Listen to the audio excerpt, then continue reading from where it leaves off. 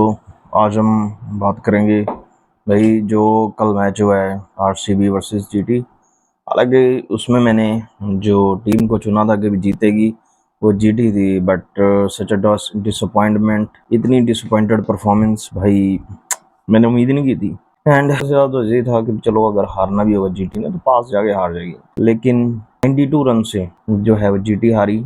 सबसे बड़ी बात तो ये है कि जीटी ने जो सबसे पहले गलती की इस मैच के अंदर, आई थिंक भाई अगर आप प्रेशर नहीं ले सकते तो आपको पहले टॉस जीत के बैटिंग ही कर लेनी चाहिए थी एटलीस्ट। ठीक है, चलो ये छोड़े जीटी को। भाई देखो भाई, जब पहले आरसीबी बैटिंग करने आई तो शुरू की 2 विकेटें तो इजीली निकाल ली जीटी ने, लेकिन आप अगर रजत पाटीदार के 2 कैच छोड़ गए, ठीक है, एंड अगर आप ऐसे कैच छोड़ गए भाई तो आप भाई जीत नहीं सकते। आप कैच पे कैच छोड़ रहे हो, मिस फील्डिंग कर रहे हो, ठीक है। सो भाई आप कैसे जीत सकते हो, मेरे को बताओ ज़रा। इस तरह से तो भाई आप जीत ही नहीं सकते, ठीक है।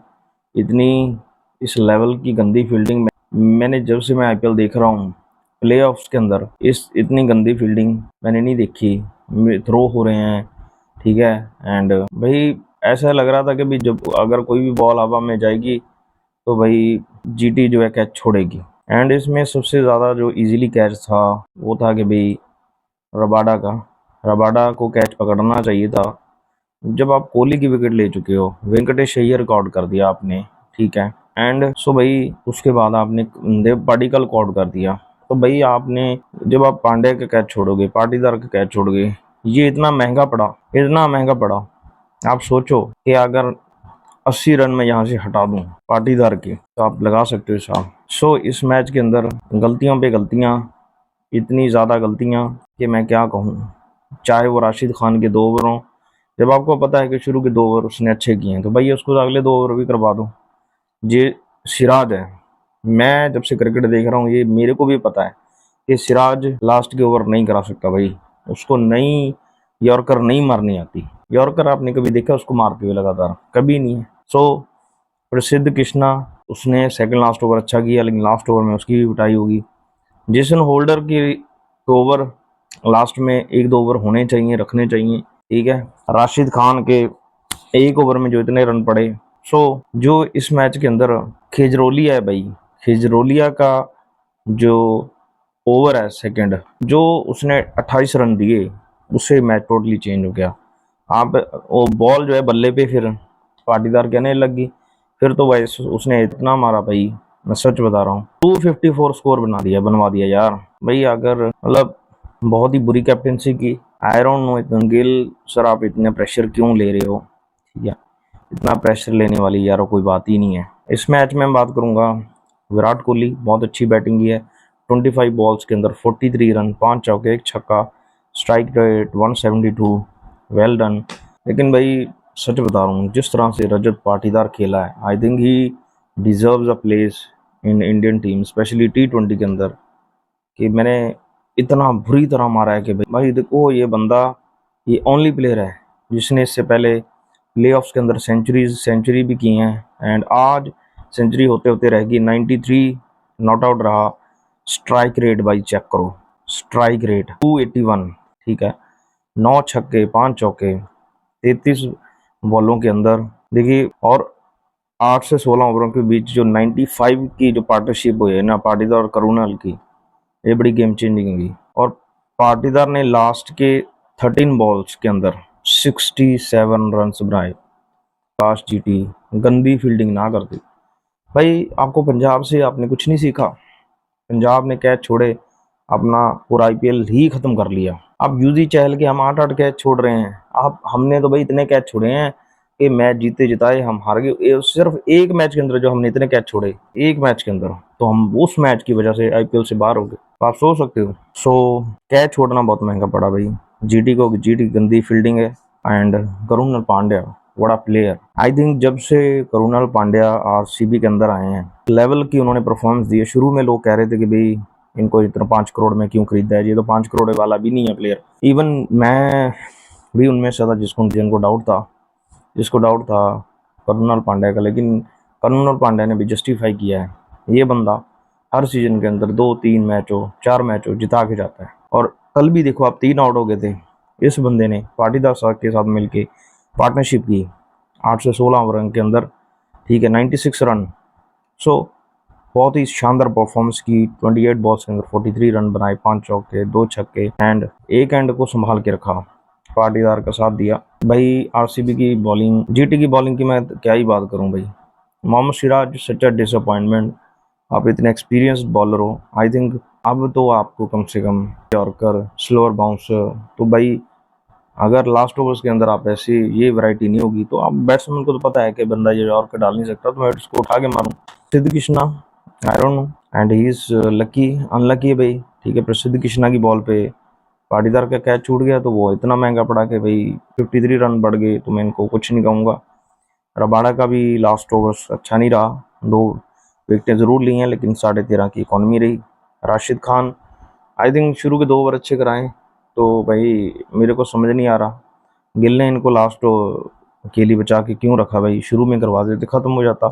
एंड जेसन होल्डर को भाई लास्ट के ओवरों के लिए रखो इंस्टेड ऑफ सिराज, मैं नहीं समझता। खजरोलिया आई थिंक वेरी अनलकी भाई, बेचारे को पहले ओवर इसने इतना अच्छा किया, 3 रन दिए, दूसरे ओवर के अंदर 28 रन पड़ गए भाई, नो बॉल पड़ रही है एंड 2 नो बॉलें होगी।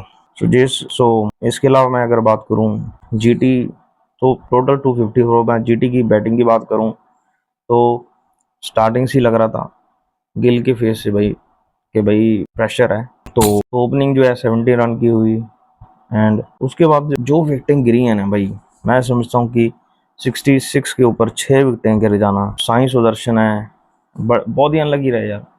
स्टार्ट पर बड़ा अच्छा किया था, शुरू की 2 बॉलों के अंदर चौका मारा, इसके बाद हिट विकेट हो गए। सो हिट विकेट ना होते शायद थोड़े और स्कोर बन जाते। शुभमन गिल इनको ये बोल्ड हो गए, 2 बॉलों के अंदर 7 रन। भुवनेश्वर कुमार भाई अपने कैरियर की आईपीएल में स्पेशली बेस्ट फॉर्म के अंदर हैं, तो उन्होंने भुवनेश्वर ने 7 पे आउट किया। जोस बटलर 11 बॉलों के अंदर 29 रन, शानदार बैटिंग की लेकिन लंबा लेके जा सकते थे। बहुत विकेटों को आप इतना छोड़ के पीछे आ गए। सो हेजलवुड ने स्लोअर बॉल डाला, आप आउट हो गए। भाई Nishant Sandhu, I don't know Gill इनको इतने प्रेशर मैचेस के अंदर क्यों खिला रहे हैं भाई, अगले सीजन के लिए रख ले इनको यार, ठीक है। साई किशोर को ही खिला लेते इससे अच्छा। तो जेसन होल्डर बॉलिंग अच्छी कर रहे हैं, बैटिंग नहीं अच्छी की भाई। जब भुवनेश्वर की बॉलिंग आई है तो गिल थोड़ा सा रुक सकते थे, कोई जरूरी ही नहीं था। सो अगर इसके अलावा मैं बात करूं, राहुल तेवतिया जो हैं वो अकेले बैट्समैन रहे, अगर वो ना होते तो मेरे को लगता है 100 पे जीटी जो ऑल आउट हो जाती। राहुल तेवतिया ने 68 रन बनाए 43 बॉल्स के अंदर। जब जीटी का स्कोर जो था 67 था, राहुल तेवतिया ने अकेले जो है वो फाइट की, 68 रन बनाए एंड 158 के स्ट्राइक रेट्स के अंदर 43 बॉल्स में 8 चौके 4 छक्के, बहुत अच्छी बॉलिंग की। हालांकि इनको फिर भुवनेश्वर ने आउट कर दिया।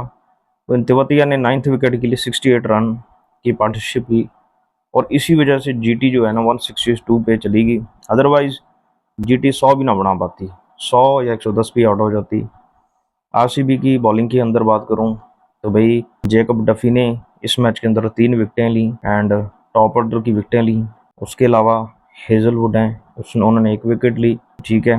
भुवनेश्वर भाई क्या यार, मतलब फॉर्म के अंदर चल रहे हैं। 4 ओवर्स के अंदर 28 रन देके 2 विकेट, वो भी एलिमिनेटर के अंदर, क्या बात है। उसके बाद करुणल पांड्या, मैं क्या ही बोलूं भाई, ये बंदा बैटिंग के अंदर जब भी आरसीबी की विकेट गिरती हैं, आरसीबी इनको पाटीदार ऊपर भेजते हैं तो विकेट रोको, ये बंदा विकेट रोकता है, रन भी बनाता है और जब इनको बॉल पकड़ाओ तो ये बंदा विकेटें भी लेता है। तो इस मैच के अंदर इन्होंने 2 विकेटें ली, 3.3 ओवर्स के अंदर 16 रन देके 2 विकेट्स ली हैं। सो बहुत अच्छी performance he, man of the match भी रहे रसिक सलाम डार भाई। इस बंदे ने 3 ओवर्स के अंदर 24 रन देके 2 विकेट्स ली।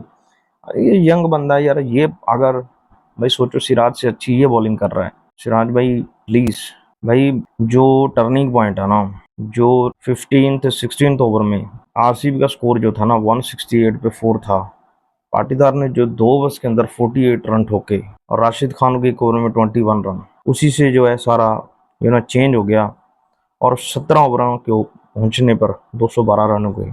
और दूसरी बात है इस मैच के अंदर, जो जीटी का गंदा पावर प्ले रहा। आप सोचो कि अब अपने पावर प्ले के अंदर 5 विकेटों 5 बंदे आपके आउट हो गए 51 रन के ऊपर, ठीक है भाई, बहुत ही गंदा।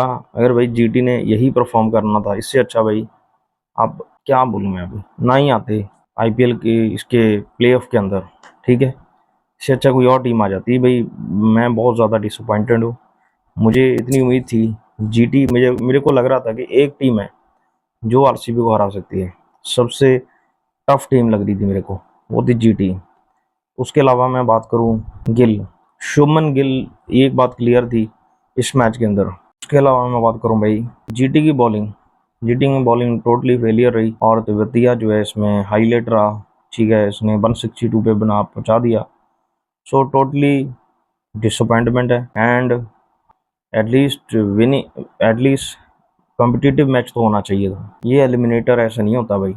एंड जीटी, अगर आपने यही परफॉर्म करना है तो भाई इससे अच्छा है कि अपना अगला मैच हार के बाहर हो जाओ। एंड भाई शुभमन गिल से मैं बात करना है, अरे यार क्यों यार प्रेशर लेना, मेरे को बता यार, क्यों प्रेशर लेना है यार, आप स्ट्रेटजी के साथ आओ यार, जीतो मैच, इतने अच्छे प्लेयर हो यार आप, फ्यूचर हो टीम इंडिया के। और विराट कोहली के बाद सबसे बड़ा प्लेयर अगर कोई लगता है बैट्समैन तो वो आप हो यार। अभी लेट्स सी आगे क्या होता है। कांग्रेस टू आरसीबी, आरसीबी जो है क्वालिफाई कर चुकी है फाइनल के लिए। अब सबसे बड़ी कंटेंडर लग रही है आरसीबी। आरसीबी को अगर कोई रोक सकता है यहाँ से तो वो एसआरएच है, लेकिन मुश्किल लग रहा है भाई। मेरे को लग रहा है कि आरसीबी दोबारा फिर टाइटल उठाएगी और कोई चांस नहीं है किसी भी टीम का। इतना खतरनाक लेवल पे अगर कोई टीम खेल रही है भाई, कोई, अभी तो सोचो कि इस मैच के अंदर विराट कोहली नहीं चले, विराट कोहली चलते तो क्या बात बनती। सो लेट्स सी अगला एलिमिनेटर के अंदर कौन जीतता है, जो फिर उसका मुकाबला जीटी के साथ होगा, देखना होगा।